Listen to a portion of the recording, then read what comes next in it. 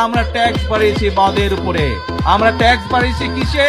আমরা ট্যাক্স বাড়িয়েছি সিগারেটের উপরে, যা মানুষের জন্য ক্ষতিকারক। যেই বাজেটে মদের দাম বাড়ানো হয়, যেই বাজেটে সিগারেটের দাম বাড়ানো হয়, সেই বাজেটও বিরোধী দলের পছন্দ নয়।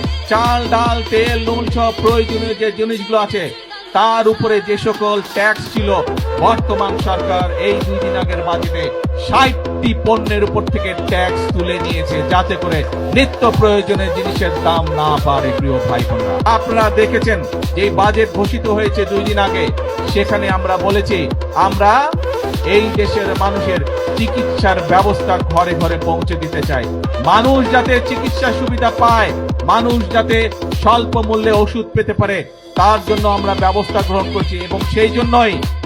এবং সেই জন্যই অনেকগুলো চিকিৎসা ব্যবস্থার অনেকগুলোর উপরে আগের সরকারগুলো ট্যাক্স রেখে গিয়েছিল, ভ্যাট দিয়ে গিয়েছিল, আমরা সেই ট্যাক্স গুলো আমরা উঠিয়ে নিয়েছি। তার ফলে আগে একজন হার্টের রোগী সে যদি স্টেন্টিং করত, তাহলে তার যেখানে প্রায় 1.25 লক্ষ টাকার মতন খরচ হতো, সেই টাকা এই ট্যাক্স উঠায় নেবার পরে আগের জুলাই মাস পর থেকে ইনশাল্লাহ সেটি প্রায় অর্ধেকে নেমে আসবে।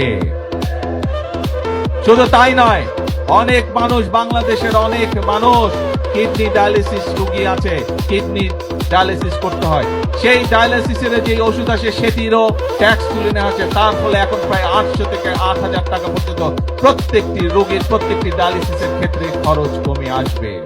প্রিয় ভাই বোনেরা, এই কাজগুলো করার উদ্দেশ্য এবং কাজগুলো করার লক্ষ্য একটি। কি সেই লক্ষ্য? সেই লক্ষ্য হচ্ছে দেশের মানুষ যাতে একটু ভালো থাকতে পারে।